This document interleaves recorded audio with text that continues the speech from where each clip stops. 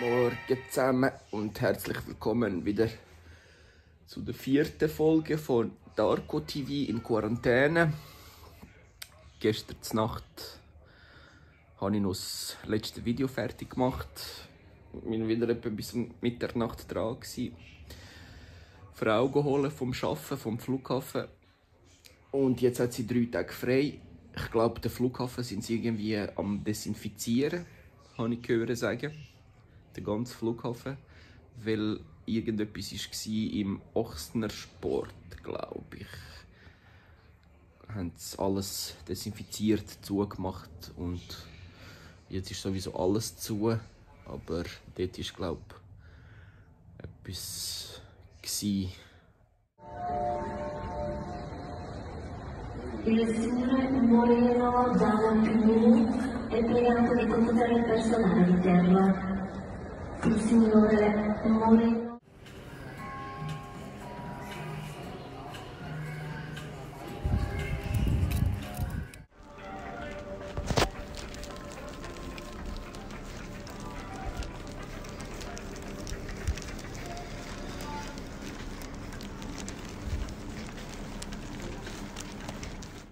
Ihr seht es, der Flughafen Zürich ist leer. Vereinzelte Personen noch ein bisschen am Rumlungern. Aber sonst läuft dort eigentlich gar nicht mehr viel. Meine Frau und die Schwester waren auch am Arbeiten die ganze Zeit. Die Schwester arbeitet, glaube ich, immer noch am Flughafen dort. Ja, Respekt an die Leute, die trotzdem arbeiten, trotz dem ganzen Scheiß.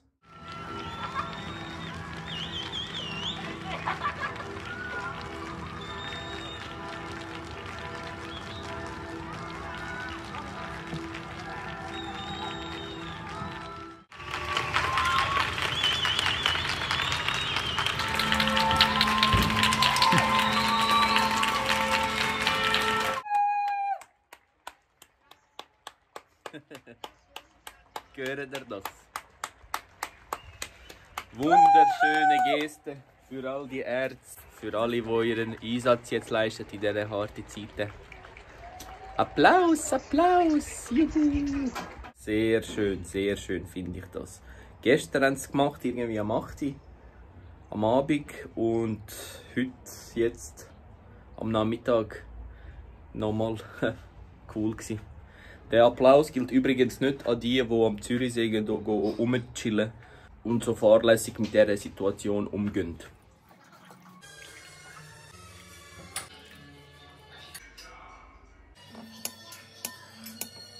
So, liebe Leute, gestern haben wir das parat gemacht, ich und Fräulein. Das ist eine serbische Spezialität, Gemüsesuppe. Es heißt Domaća Čorba. Mal probieren. Ist sehr gesund, tötet alle Bakterien.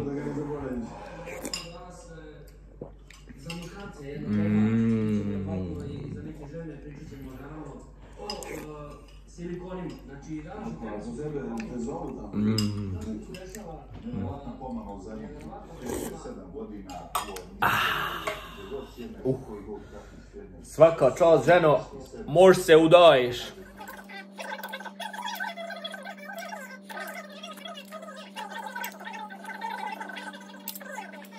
Ich wollte mich auch bedanken für all die Leute, die bei der Online-Petition unterschrieben haben, die ich beim letzten Video auch gepostet habe. Mein Link dazu ist auf meiner Facebook-Seite. Für die noch nicht unterschrieben haben, bitte machen das auch noch. Es ist bis jetzt gut. 42.000 Unterschriften hat es innerhalb 2 Tagen. Das ist schon mal sehr gut. Und bitte unterschreibt für uns Selbstständige um uns helfen, dass wir ein bisschen etwas bewegen, um den Bund dazu bewegen, um uns Selbstständigen ein bisschen helfen. Ich empfehle nur allen Selbstständigen einen Brief schreiben an eurem Vermieter von eurem Laden, ob er euch in dieser schwierigen Zeit irgendwie mit der Miete entgegenkommen. Das habe ich jetzt hier gemacht. Schönen Brief parat und sein Kuvert und ab zur Post eingeschrieben am besten.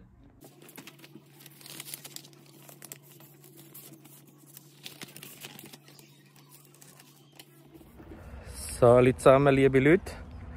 Ich habe es jetzt nach 3 Tagen mal gewagt, ein bisschen rauszugehen, um die Situation abzuchecken. Man sieht fast keine Menschen.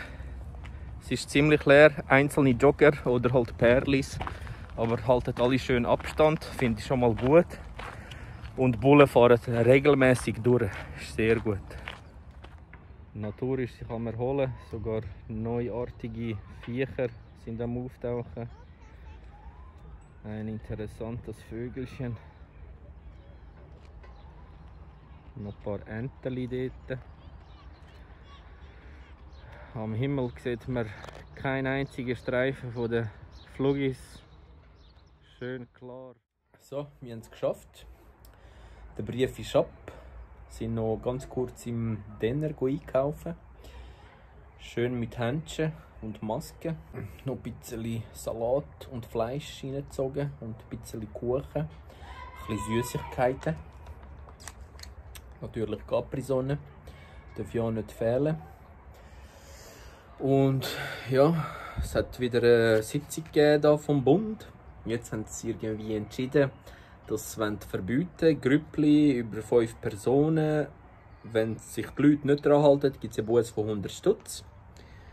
Die älteren Menschen ab 65 sollen am besten gar nicht rausgehen. Ich weiss nicht, ob das wirklich jetzt verboten ist oder das nur empfohlen wird. Und auf jeden Fall steht es kurz vor dem Lockdown quasi. Wer weiß. Vielleicht machen es dann irgendwelche Zeiten, dass irgendwie ab dem 10 Uhr am Abend niemand mehr draußen sein. Wer weiß, das liegt in den Sternen. Sterne 5 noch einmal. Das Video habe ich auch gestern noch zugeschickt bekommen. Tönt irgendwie interessant.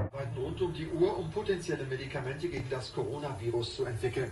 In einem Forschungslabor in Flandern verkündeten die Spezialisten die Entdeckung eines Antikörpers, der Covid-19 neutralisieren kann. Die Quelle ist ein Lama. Dies sei ein großer Fortschritt, denn dieser Antikörper könnte der Schlüssel für eine Behandlung sein, sagt einer der Forscher. Sein Ursprung sei höchst ungewöhnlich, aber das Coronavirus sei verwundbar durch tierische Antikörper. Wichtiger Schritt hin auf die Entwicklung eines Medikaments gegen das Virus, aber es ist kein Impfstoff. Die Entdeckung sei kein Impfstoff im strengen Sinne, nur gesunde Menschen könnten geimpft werden. Mit diesem jetzt gefundenen Antibiotikum könne aber der Immunschutz sofort einem Patienten verabreicht werden, der möglicherweise infiziert wurde.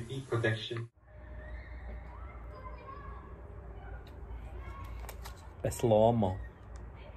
Ich sagte, mein Name ist Paul. Oh, ich dachte, du wärst eine Frau. Warum denn das? Wegen dem Hut, bist du sicher? Selbstverständlich. Nun, wenn du mich bitte entschuldigen würdest, ich habe da ein paar Bilder auf meinem Rechner, die ich unbedingt löschen muss. Wer weiß, man sagt ja, das Coronavirus kommt ja eigentlich von einem Tier und hat sich dann auf den Menschen ausbreitet. Könnte vielleicht etwas dran sein, dass Lama die Lösung ist für alle Probleme. In Zukunft werden es anstatt Katzen und Hunde Lamas haben. Komm, Lama, küss mich. Oh, was ist das da?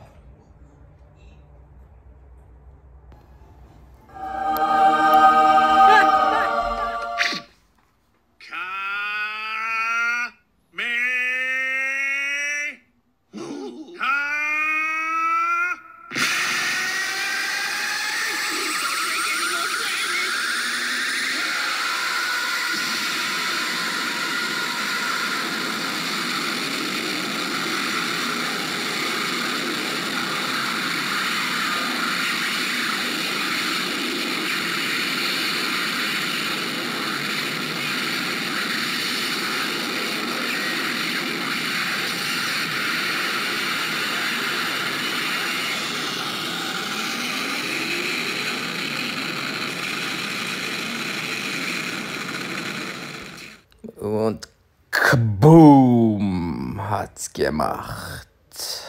Das Lama mit dem Kamehameha-Wirkstoff aus dem Maul. Bam! Gegen all die Coronaviren. Da ist das Männchen am Reiten auf dem Lama. Es ist einfach irgendein Männchen, also es hat Ähnlichkeiten mit niemandem, den ich jetzt gerade kenne. Da haben wir so ein bisschen Mandala-Style auf dem Rücken. Jetzt da sein Kollege mit dem schönen Frisürli. Erinnert ein bisschen an den Trump. Aber ist ein cooler Sieg. Da sind all die Coronaviren am Fliegen. Da bam, riesige Atomexplosion vom Lama-Wirkstoff. Alle am Flüchten, die Corönlis. Nein, töte mich nicht, nein. Ich will nicht sterben. Und platsch. Am Arsch, Kollege, am Arsch. Überall Stückchen am Rumfliegen von den Coronas. Gebäude eingerissen von der Druckwelle, von der Riesenexplosion. Menschen sind natürlich keine verletzt worden, sondern wirklich nur Coronaviren am Flüchten, fleissig. Nein, lass mich, ich will leben. So, jetzt habe ich alles schön gümmelt, die Bleistiftzeichnung. Und jetzt machen wir ihm dann noch fette Dollarkette. Dort unten so ein paar Pillen, Medis, fettes Halsband natürlich, darf nicht fehlen. Jetzt ein bisschen ausmökeln. Schöne Hautfarbe da. Ja, das wäre doch interessant. Gibt es wirklich ein Wirkstoff von den Lamas? Hey, nicht? Das wäre cool, Mann. Dann würde ich mir vielleicht auch mal eins reinziehen, irgendwo in einem Gärtchen. Das wäre noch nice. Mal. Gutes Lama. Kaboom! Krönlis am Wegfliegen überall. Ja, so läuft das. Tod dem Coronavirus. Ja.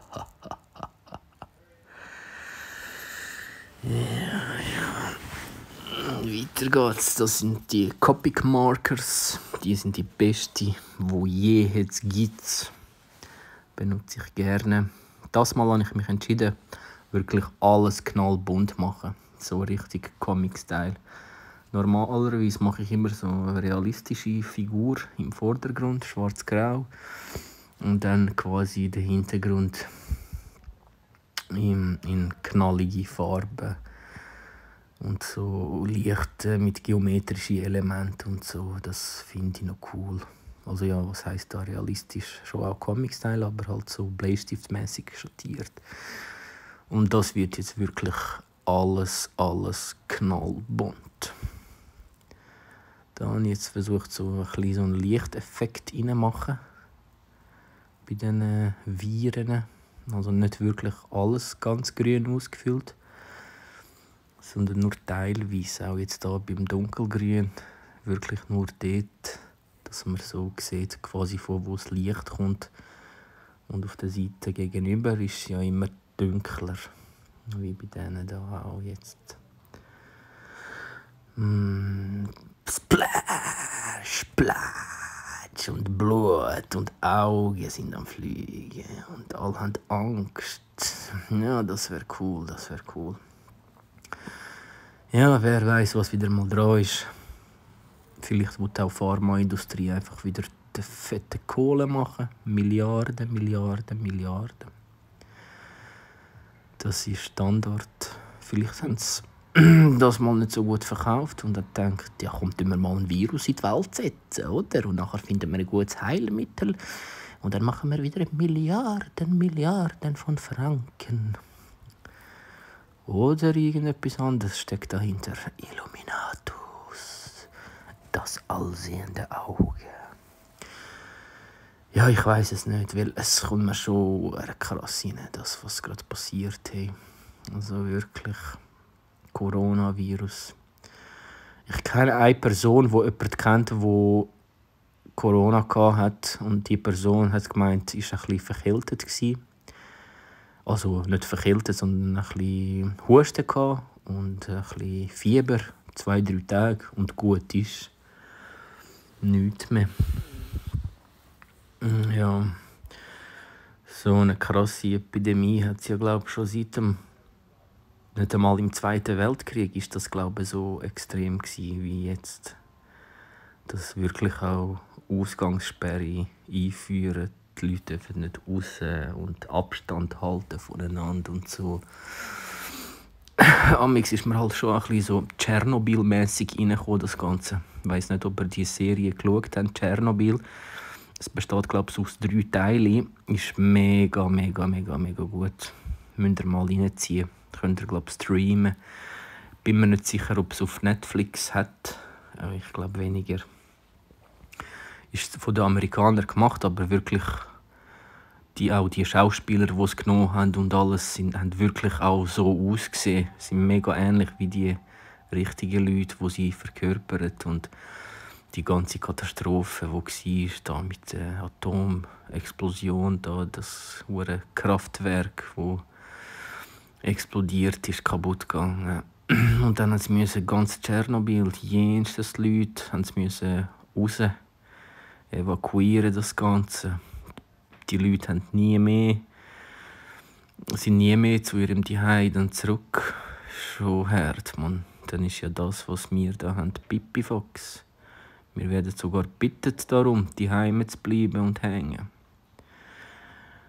Aber ja. Scheint ist das eben auch zu schwierig für die Leute.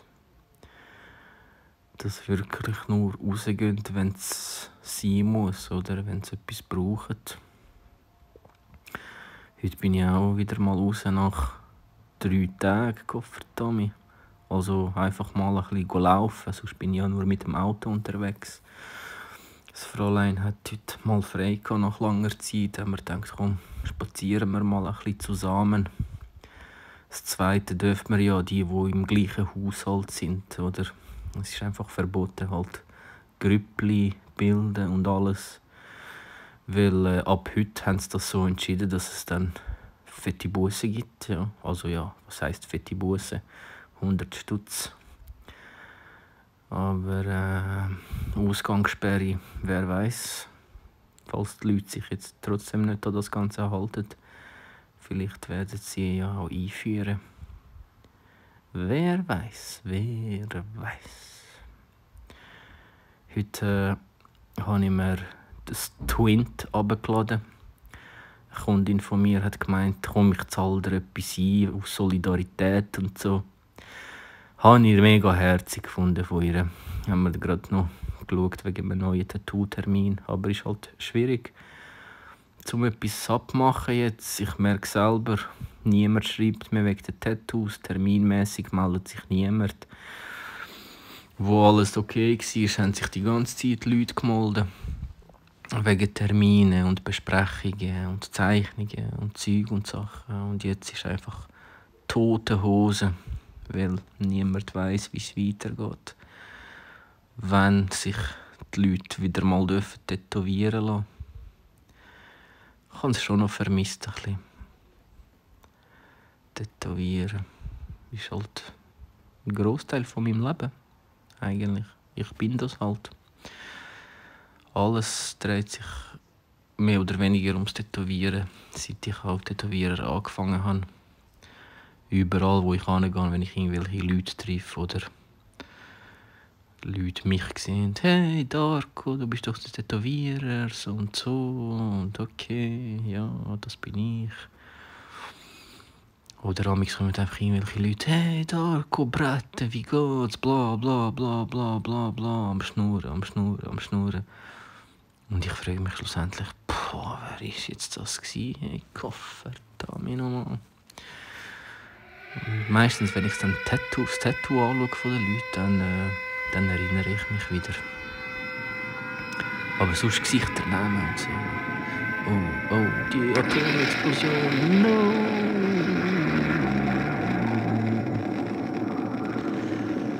Fett, kabum. So, das ist ein Atompilz, genau. Schön mit Rot und Gelb. So richtig flammig, dass er aussieht am Leuchten. Da noch bei dem Atompilz da beim Rauch. Radioaktivität. Also eigentlich ist das Lamaität, Lama-Wirkstoff, wo quasi all die Coronas killt. Baba, baba, baba. Da fliegt noch so das Skalpierte, das Köpfchen fliegt davon. Aus der heilenden Explosion.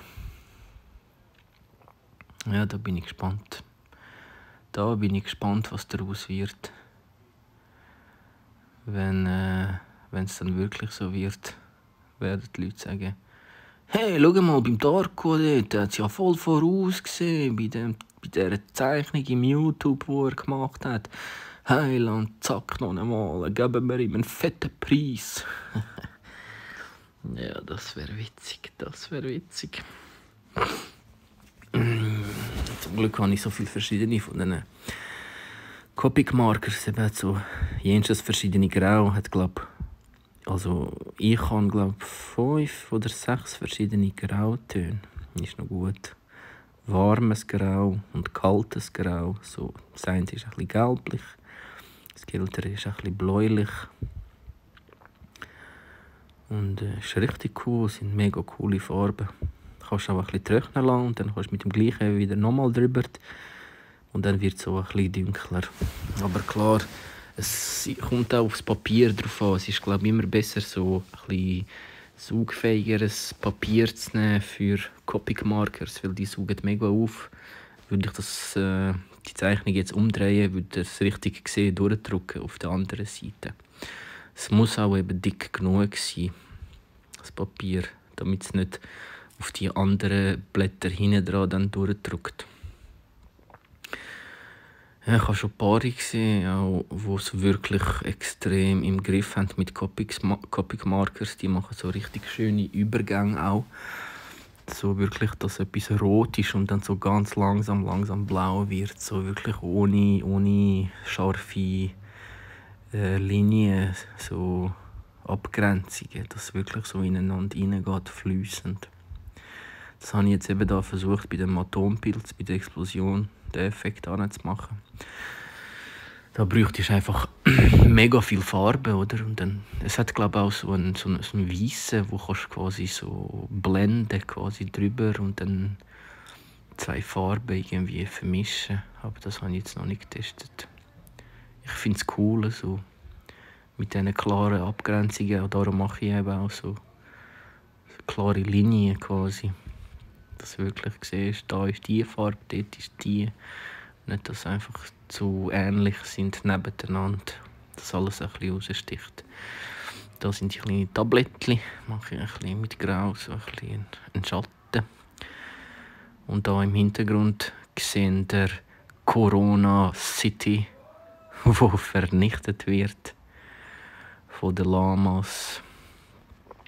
Der geile Sieg, der Reiter auf dem Lama in Action und sagt: Los Lama, zeig ihnen, wer hier der Boss ist.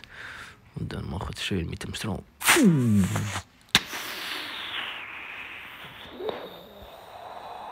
Die Häuser auch schön am Glänzen.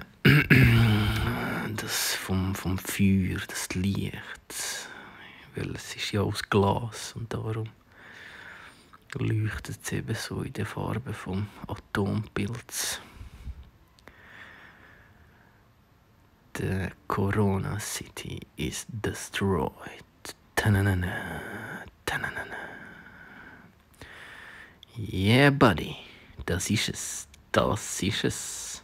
Coole Sache, ne? Noch ein paar Blutströpfchen überall. Schönes Splatter. Alle sind verletzt und am Flüchten und blutig.